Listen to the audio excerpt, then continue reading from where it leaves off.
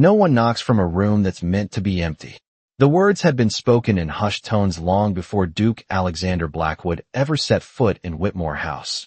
Yet the moment he crossed its threshold, something unseen pressed against his senses like a breath held too long in silence. The estate stood grand beneath the gray English sky, its stone walls stretching wide across nearly 3 acres of manicured land.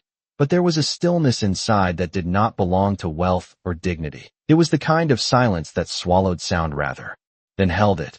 And as servants lined the entrance hall with lowered gazes and carefully practiced smiles, the Duke felt it immediately, a fracture beneath polished marble, a secret buried beneath etiquette. He removed his gloves slowly, his movements measured, his steel-gray eyes scanning the high ceilings, the sweeping staircase, the portraits of proud ancestors who seemed to watch with judgment rather than welcome. And yet it was not the grandeur that unsettled him. It was what was missing. Laughter, warmth, the careless noise of life, all absent as though deliberately erased. "Your Grace, we are honored," Mr. Whitmore said, his voice smooth but strained at the edges, extending a hand that Alexander accepted with a nod rather than warmth, already sensing that whatever business had brought him here, a discussion of alliances, perhaps even marriage, was not the true story this house held. A flicker of movement caught his attention, a maid passing too quickly, her head bowed lower than necessary, her hands trembling as she nearly dropped the silver tray she carried. And when their eyes met for the briefest second, there was something there, not fear of him, but fear of something else entirely, something that lived within these walls. Dinner was announced. Voices rose in polite conversation. Crystal glasses clinked softly under candlelight. Yet even as the Whitmores spoke of society, of land, of arrangements measured in acres and expectations, Alexander found his attention drifting, drawn again and again to the far corridor beyond the grand staircase, a narrow stretch of shadow where no servant passed and no candle burned bright enough to claim it. It was there, in that quiet space untouched by the performance of nobility, that he felt it again, not a sound at first, but a presence, subtle as a heartbeat behind a wall, persistent enough to disturb. The rhythm of his own breath. He set his glass down untouched, ignoring the slight falter in his host's smile, and rose without explanation, his boots echoing softly against polished floors as he moved toward that corridor, each step peeling back the illusion this house so carefully maintained.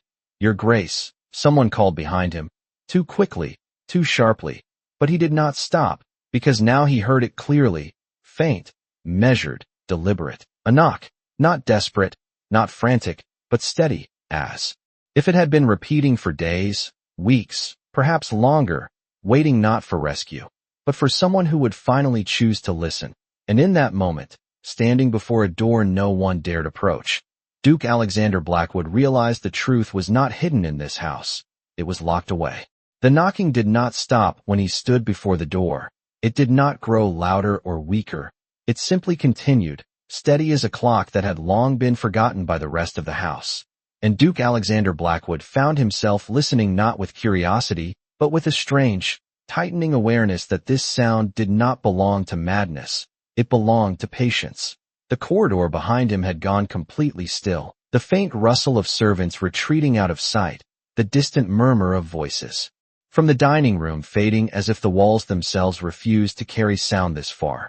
And when he reached for the handle, his fingers paused not from hesitation but from calculation, because the lock was old, worn smooth by years of use, yet untouched in recent days, polished only by time rather than by hands. "Your Grace, that wing is not in use." Mr. Whitmore's voice appeared again, closer now, strained beneath forced composure. And Alexander did not turn, his gaze fixed on the door as though it might answer him if he remained still long enough. "No one occupies this room," the man added, too quickly, and that was the moment the Duke knew with certainty that someone did. The knock came again, softer this time, not weaker, but measured, as though whoever waited inside had already learned that force would not open this door, only persistence might. Alexander exhaled slowly, the air in the corridor carrying a faint scent of dust, and something else, something colder, like a room that had not felt sunlight in years, and without asking, Permission, without offering explanation, he tested the handle, finding it unmoving, firmly secured from the outside.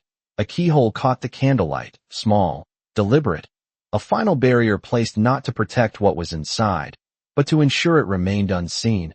"I would advise against that," Mr. Whitmore said, his footsteps stopping just short of the threshold, as though even he would not cross into this narrow stretch of shadow. And Alexander finally turned his head slightly, enough to let his profile catch the dim light, his expression unreadable, his voice calm in a way that did not invite argument. "You advise too much for something that does not exist," he said quietly, and the silence that followed was heavier than any protest. The knock came again, and this time, something shifted within him, not sympathy, not yet, but recognition, because there was no desperation in it, no plea, only presence, steady and undeniable, as if the person behind that door had not been waiting to be saved, but waiting to be witnessed. His gloved hand moved to the key that hung unnoticed on a nearby hook, its metal dull with disuse, and for a brief moment, the entire house seemed to hold its breath, the air tightening, the walls listening, the past pressing close. "Your Grace," came a final warning, softer now, almost uncertain, but Alexander had already made his decision long before he arrived at this door, long before he understood why this silence unsettled him more than any battlefield ever had, and with a slow, deliberate motion, he lifted the key, aligning it with the lock as the sound from within ceased entirely, not in fear, but in anticipation. The key turned with a sound that seemed louder than it should have been, a quiet click that echoed down the corridor like the breaking of something long held in place. And for a single suspended moment, Duke Alexander Blackwood did not move, his hand still on the handle, as if the act of opening the door carried more weight than any decision he had made in years. Behind him, no one spoke, no one stepped forward, the entire house retreating into silence as though unwilling to witness what came next. And then, slowly, he pushed the door inward. The hinges gave a low, reluctant creak, the sound of metal unused, of time resisting change, and a thin line of candlelight slipped into the room, cutting through darkness that did not scatter easily, but clung to the walls as if it had grown there. The air inside was colder, not with winter, but with stillness, the kind that comes from a space untouched, unacknowledged. And as the door opened wider, the light revealed the outline of a figure standing near the far wall, unmoving, silent, as if carved from the same shadows that surrounded her. She did not step back, did not shield her eyes, did not speak. And that absence of reaction struck him more sharply than any cry would have.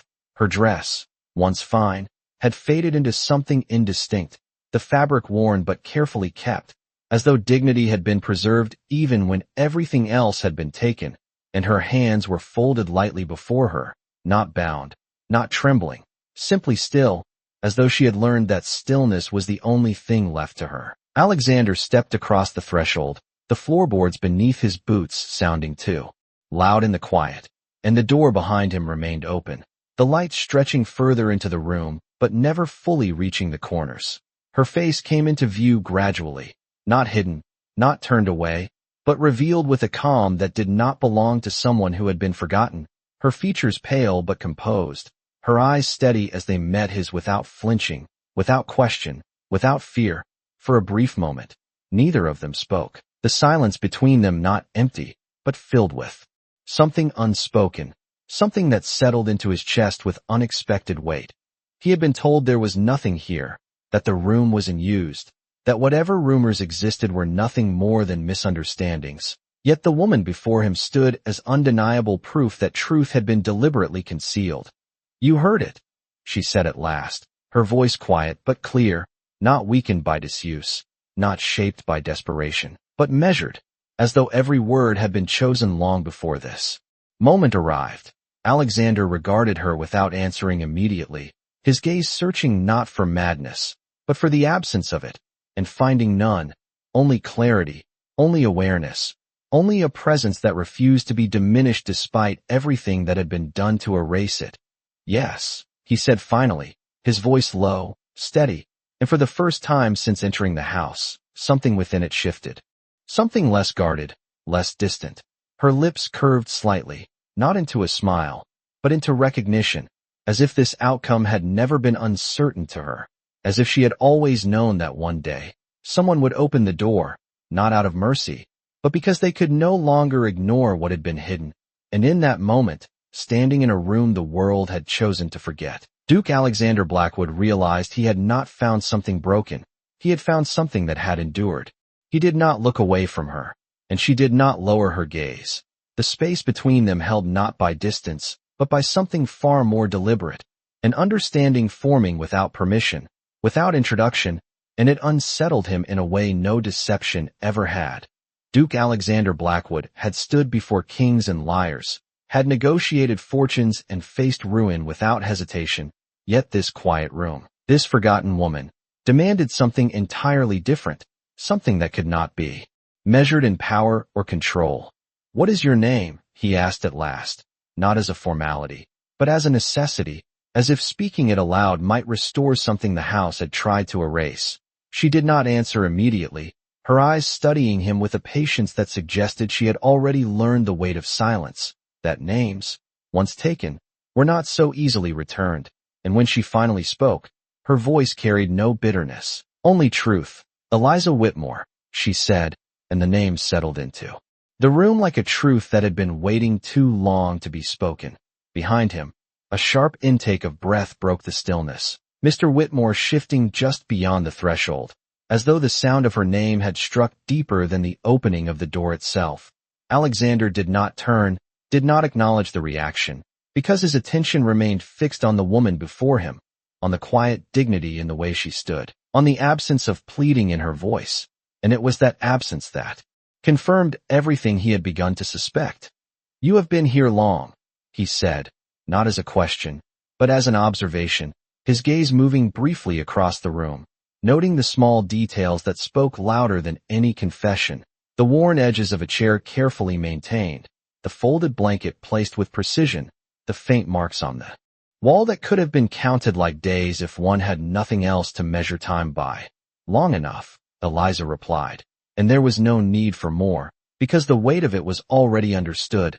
A flicker of something passed through Alexander then, not anger, not yet, but something colder, something sharper, the realization that this was not neglect, not accident, but intention, carefully maintained, quietly enforced. He stepped further into the room, the candlelight shifting with him, illuminating more of the space that had been hidden, and with each step, the distance between what he had been told and what stood before him widened into something undeniable.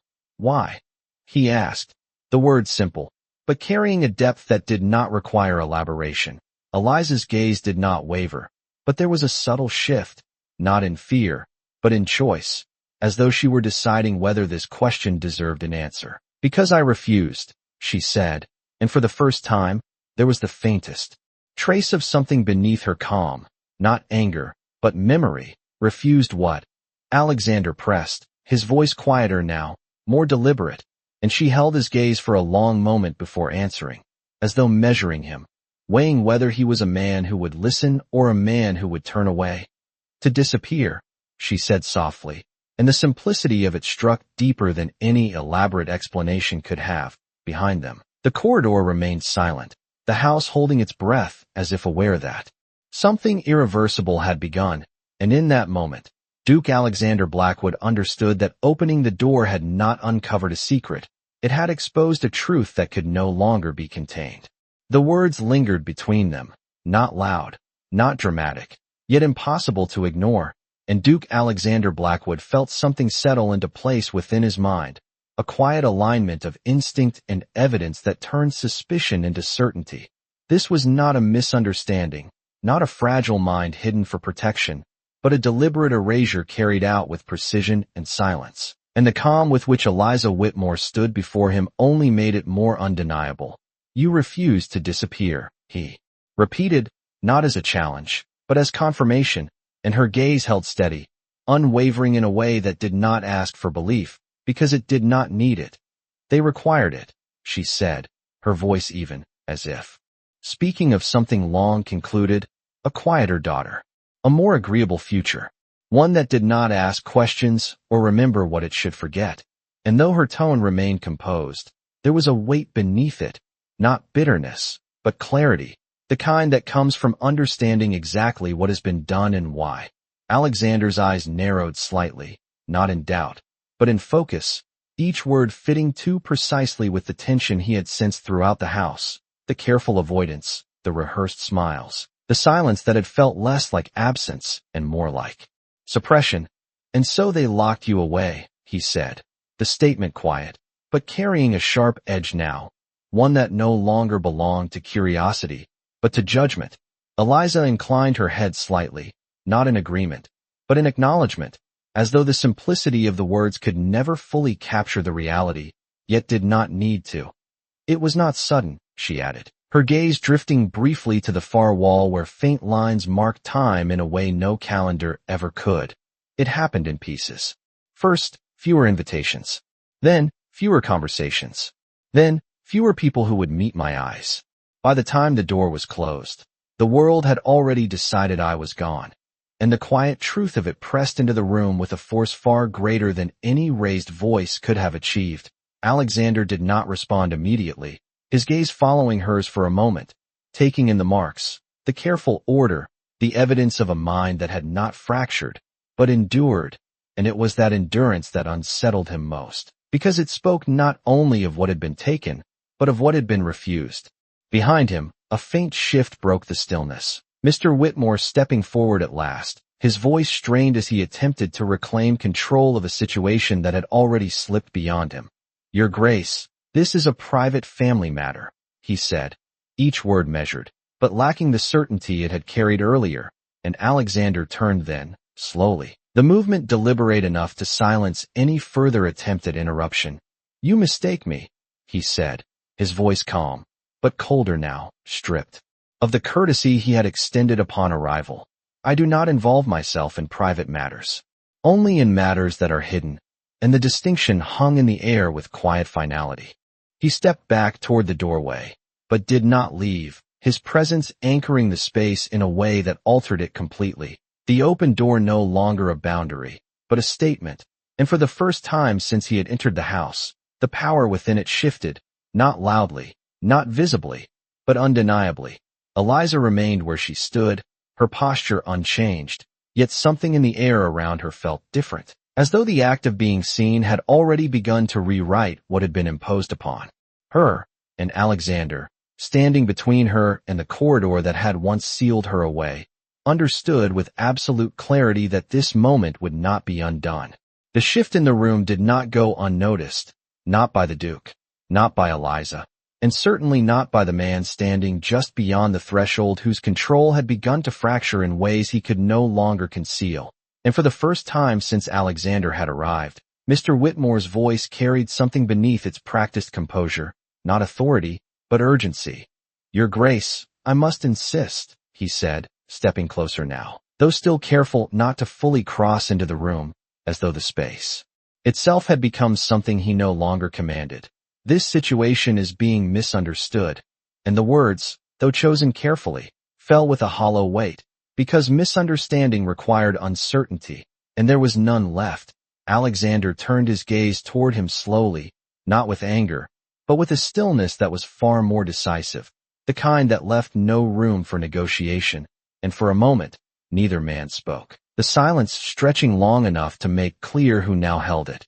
"Explain it, then," Alexander said at last, his voice even, but carrying a quiet authority that did not need to rise to be heard, and the invitation was not one of courtesy, but of challenge, a demand placed not for information, but for truth. Mr. Whitmore hesitated, only for a fraction of a second, yet it was enough to confirm what words could not yet mask, and when he spoke again, his tone had shifted, not softer, but more deliberate, as though each word required careful construction to maintain the structure that had begun to collapse. "My daughter has not been well," he said, choosing the phrase with precision. "She became difficult, unpredictable. It was decided, for her own comfort, that she be given space away from society."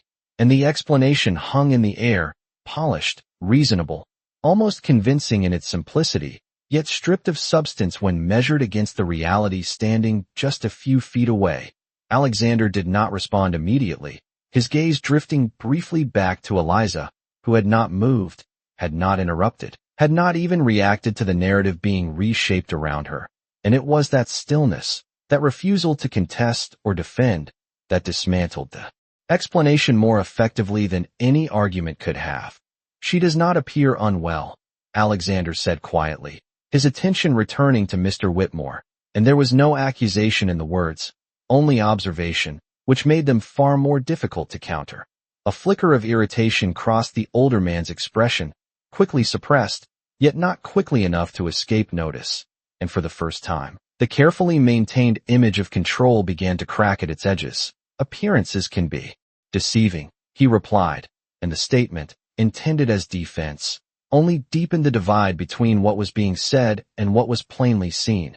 Alexander took a single step forward, closing the distance just enough to shift the balance entirely, his presence no longer that of a guest, but of a man who had already decided where he stood. "Indeed," he said, his voice lower now, quieter, but carrying a weight that settled heavily into the space between them. "They often are." And the meaning beneath the words did not need to be spoken aloud. Behind him, the open door remained, the corridor no longer a barrier, but a witness, and within that moment, something irreversible took shape, not through raised voices or dramatic declarations, but through the quiet recognition that what had been hidden could no longer return to silence. Eliza's gaze shifted then, not toward her father, but toward the Duke, and for the first time since he had entered the room, there was something new within it, not hope, not yet, but the faintest suggestion of change, as though the future, once fixed and unyielding, had begun to loosen its hold. The corridor seemed to breathe again, but not as it had before, not with silence meant to conceal, but with tension that refused to settle, and Duke Alexander Blackwood did not step back, did not soften, because what had been revealed could not be returned to shadow without his consent, and he had no intention of granting it. Mr. Whitmore straightened slightly, as though recalling the weight of his name, the authority he had long carried within these walls, yet the certainty behind it faltered now, diminished by the simple fact that someone else had seen what he had worked so carefully to keep unseen. "Your Grace," he began again, more controlled this time, as though recalibrating his approach. "Surely you understand that families must make difficult decisions, that not all matters are suited for public scrutiny." And the phrasing was deliberate, shifting the narrative from concealment to necessity, from wrongdoing to responsibility. Yet the room itself seemed to reject the framing, the truth standing too plainly within it. Alexander regarded him without interruption, his expression unchanged, but his silence no longer neutral. It was evaluative, measuring not only the words, but the intent behind them, and finding both insufficient. "Difficult decisions," he repeated quietly, and though the words were calm, there was a subtle weight to them now, as though he were testing their validity rather than accepting them. "Required justification," and the pause that followed was intentional, allowing the implication to settle fully, not disappearance. The distinction landed with quiet force, and for a moment, Mr. Whitmore had no immediate answer, the carefully constructed reasoning faltering under the clarity of a single sentence. Behind them, the house remained still, but no longer passive, as if the walls themselves had begun to listen in a different way, no longer protecting what lay within, but bearing witness to it.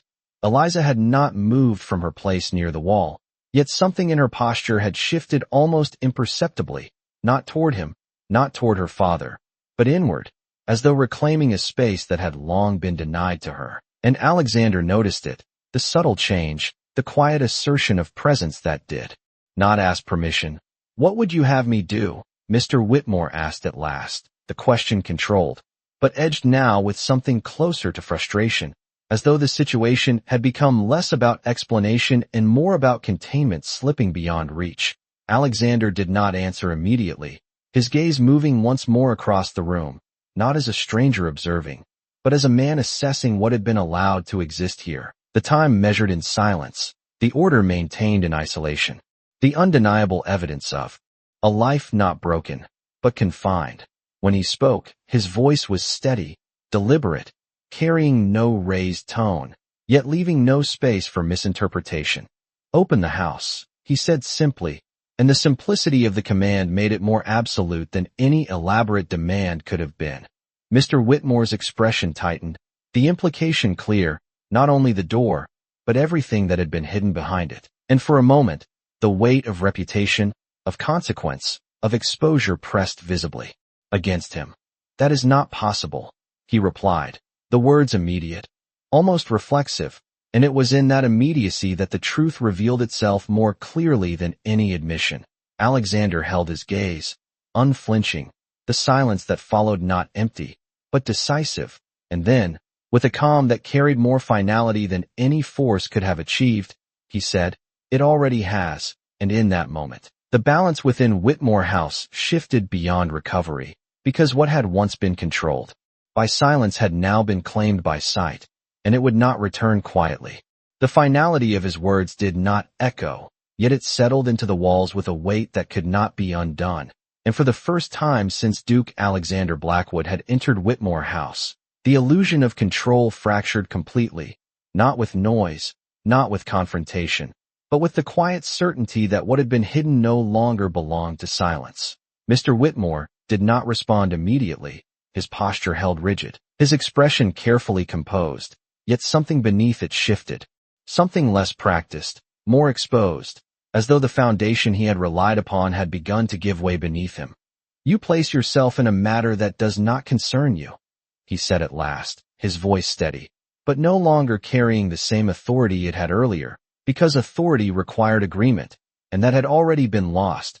Alexander regarded him without reaction, his presence unyielding, not aggressive, but immovable, like a line drawn that would not retreat. "You invited me into your house," he replied, his tone even, yet unmistakably firm.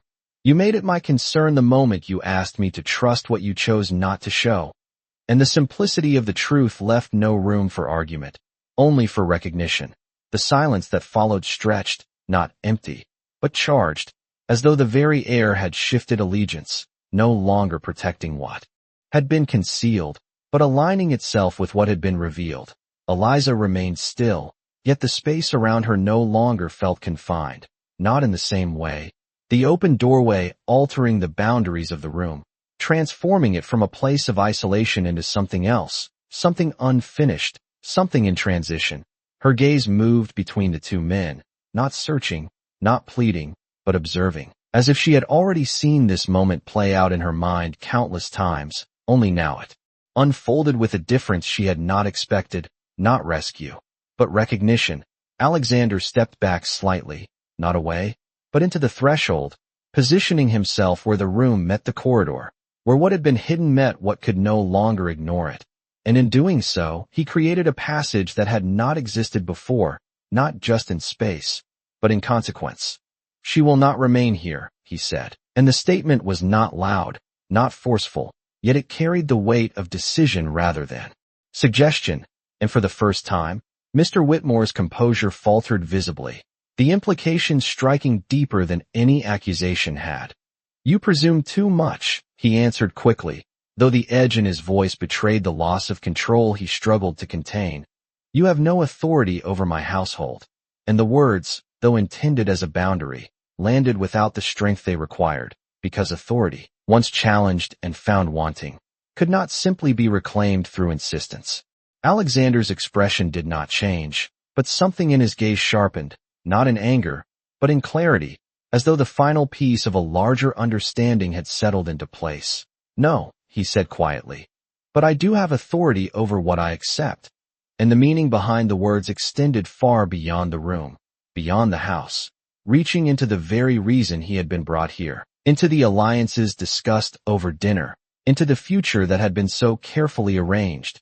The realization struck not as a revelation, but as a consequence, and Mr. Whitmore saw it, understood it, the silent unraveling of what had been intended, the cost of what had been hidden now emerging not as scandal, but as choice. Behind Alexander, the corridor remained open, the light steady, the path unobstructed, and Eliza, standing where she had always stood, felt the shift not as escape, not yet, but as possibility.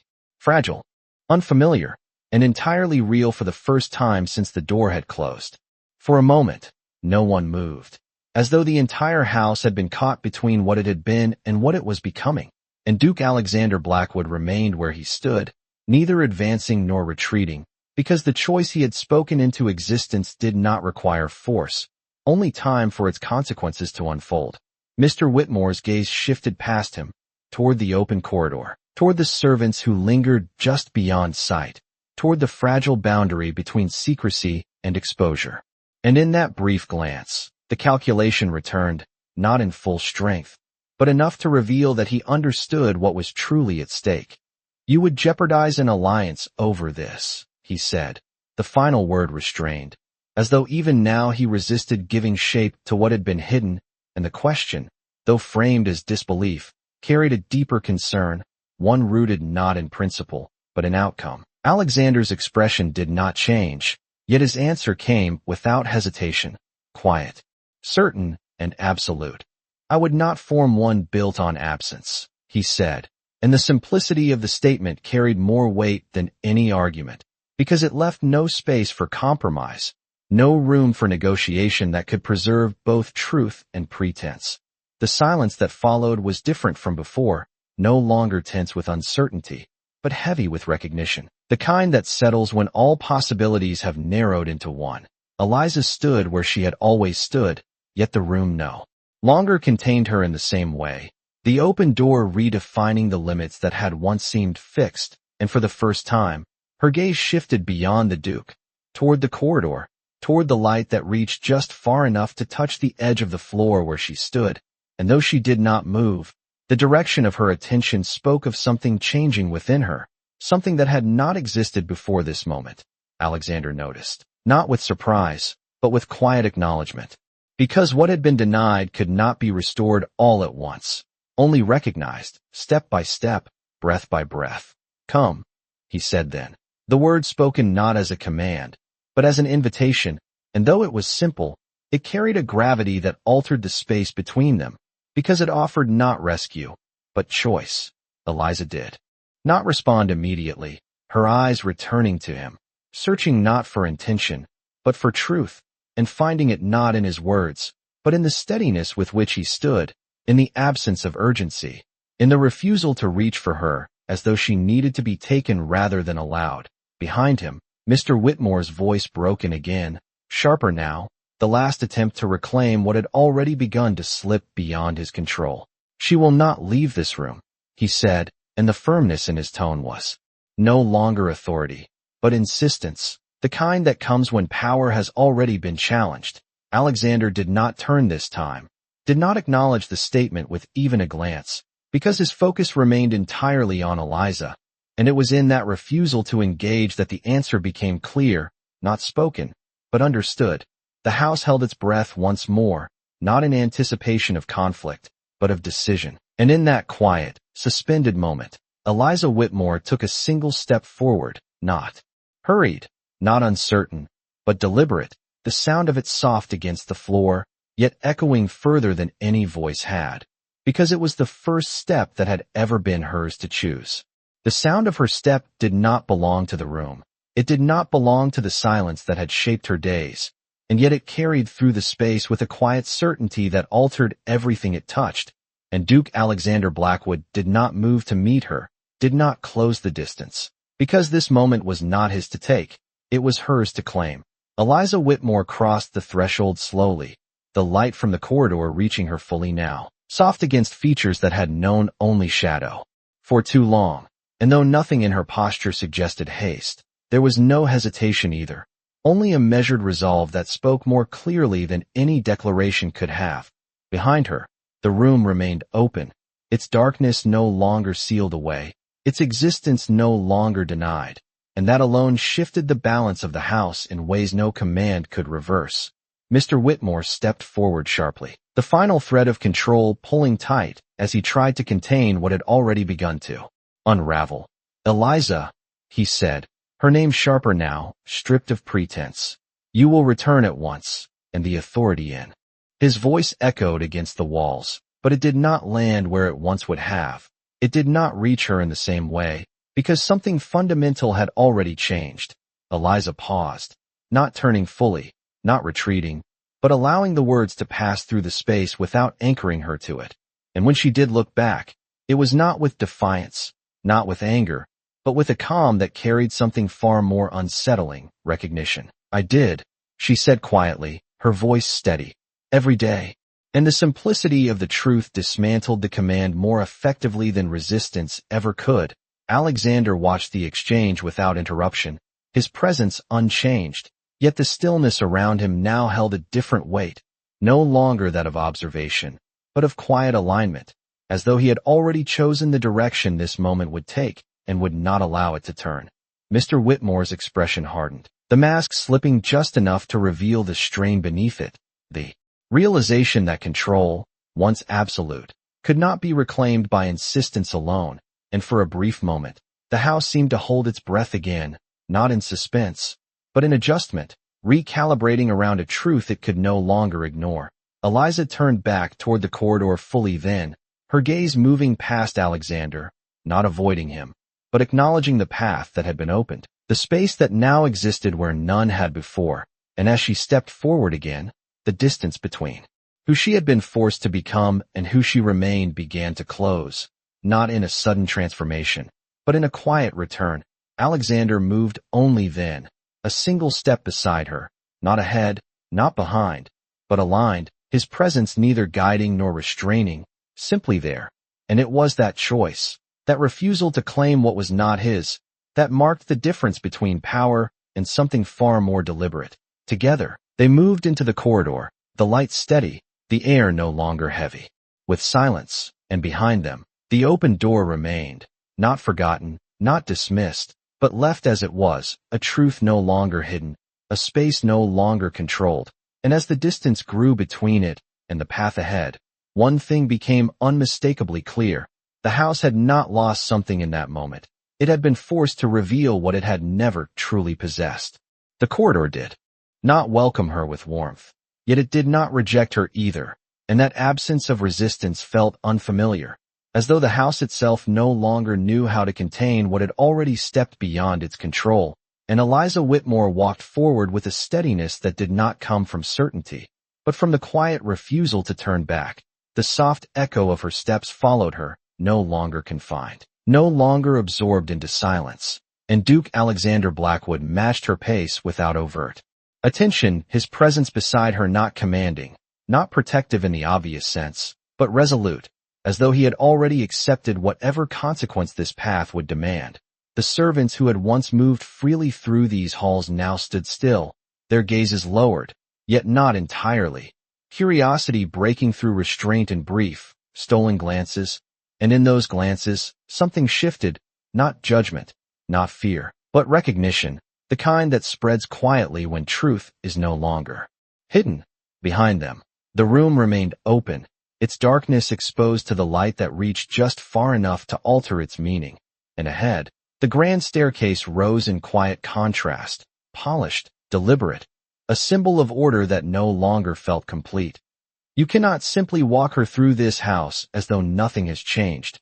Mr. Whitmore's voice followed them, not raised, but strained now, carrying a tension that no longer disguised itself as control. And Alexander paused then, not because he was compelled to, but because the moment required clarity.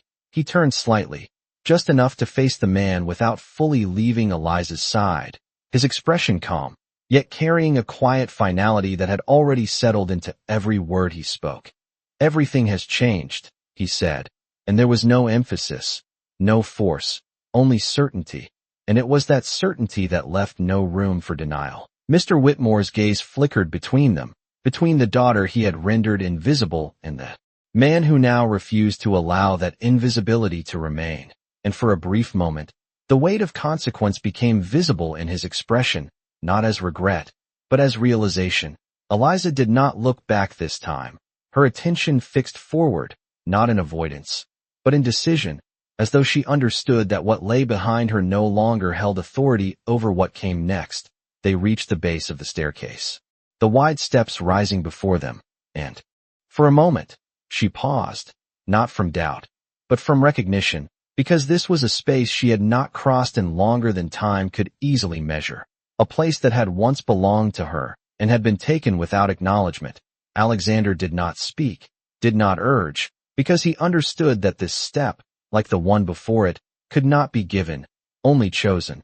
Eliza lifted her gaze, taking in the height of the staircase, the light that fell across it, the quiet presence of a house that now watched her in a way it never had before. And then, without hesitation, she placed her foot on the first step, the motion simple, deliberate, and entirely her own. The sound of it carried upward, subtle, yet undeniable, and as she ascended, one step at a time, the distance between what had been imposed upon her and what she now reclaimed grew steadily, not in defiance, not in rebellion, but in something far more enduring, the quiet restoration of a presence that had never truly been lost, only hidden, and now, finally seen. Each step carried her higher, not with haste, not with triumph, but with a quiet inevitability that no one in the house could deny. And Eliza Whitmore did not look back, not because she feared what she might see, but because what lay behind her no longer held the authority to call her name.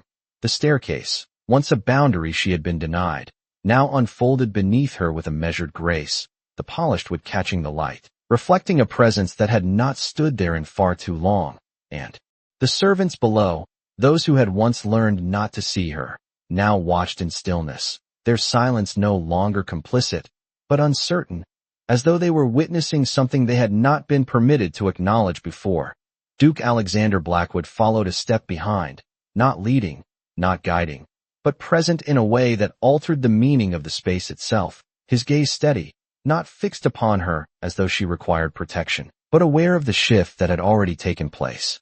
The quiet unraveling of a narrative that could no longer sustain itself. At the landing, Eliza paused, her hand resting lightly against the carved banister, the cool surface grounding her in a reality that still felt distant, as though each breath required confirmation that it was, in fact, her own. The upper hall stretched before her, lined with doors that had once opened freely, that had once belonged to a life interrupted rather than ended, and for a moment, the weight of memory brushed against her, not overwhelming, but present, like the echo of a melody that had never fully faded. Behind them, footsteps sounded at last, slower now, less certain. Mr. Whitmore ascending with a composure that had been carefully reconstructed, though the strain beneath it remained visible to those who chose to see it. "This has gone far enough," he said, the words measured, but no longer carrying the finality they once might have held, because finality required control, and that had already been lost. Eliza did not turn immediately, her gaze moving instead along the corridor, taking in the familiar details with an unfamiliar clarity, as though she were seeing them not as remnants of something taken, but as elements of something she could choose to reclaim. When she did face him, her expression remained composed, not hardened, not softened, but steady in a way that did not seek permission.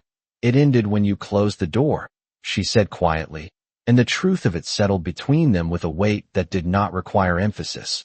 Alexander remained silent, his presence unchanged, yet the alignment between them had become unmistakable, not through declaration, but through action, through the simple fact that he had not stepped aside, had not allowed the moment to return to what it had been. Mr. Whitmore's gaze shifted briefly to him, as though searching for a point of leverage, a reason to reassert what had already slipped beyond his grasp. But there was none to be found, only the quiet certainty of a man who had already made his decision.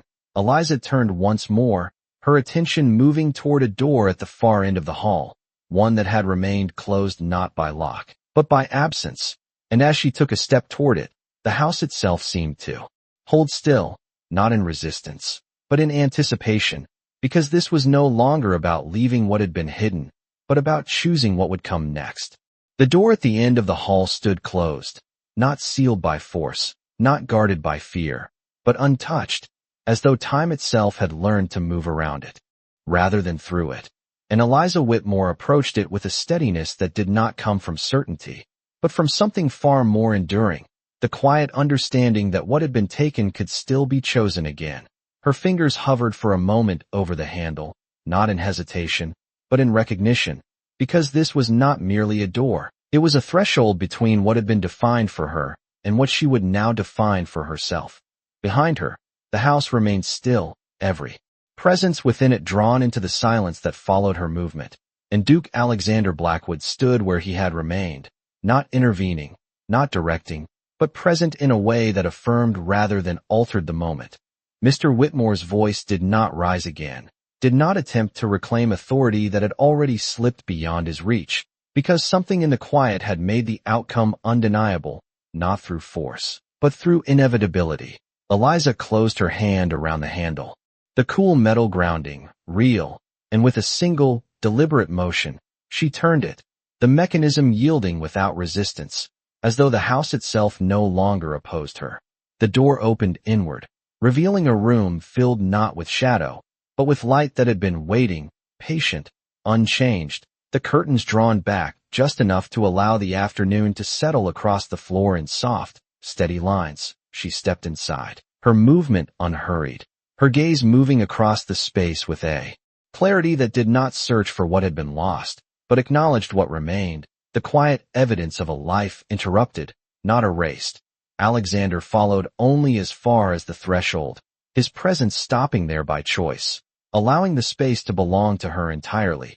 And for a moment, he watched, not as a witness to her past, but as a man recognizing the beginning of something that did not require his permission to exist. Eliza moved further into the room, her fingers brushing lightly against the edge of a desk, the surface smooth beneath her touch, and though the years between then and now could not be undone, they did not define the entirety of what stood before her.